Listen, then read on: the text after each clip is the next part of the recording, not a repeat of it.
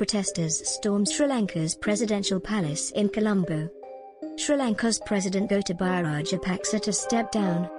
Embattled president to resign on July 13 after a tumultuous day in which protesters stormed his residence and set the Prime Minister's home on fire.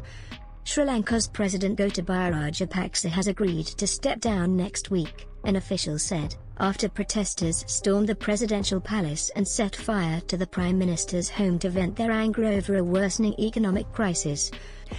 Parliament Speaker Mahinda Yapa said in a televised statement on Saturday that Rajapaksa has agreed to resign on July 13.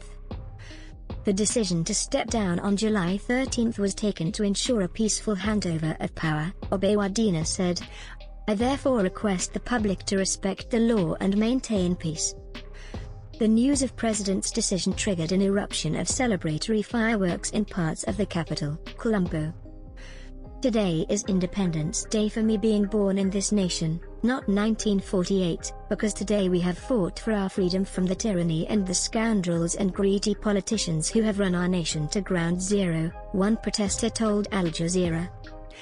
Earlier in the day, Rajapaksa was evacuated from the presidential palace in Colombo, before thousands of protesters stormed the building, demanding his resignation. A Facebook live stream from inside the president's house showed hundreds of protesters packing into rooms and corridors, shouting slogans against the beleaguered 73-year-old leader. Footage of protesters standing and sunbathing in the swimming pool inside the president's home was widely circulated on social media.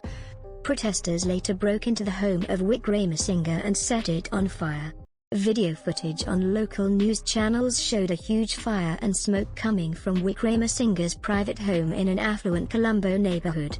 His office said that protesters had started the fire. There were no immediate reports of injuries in the blaze.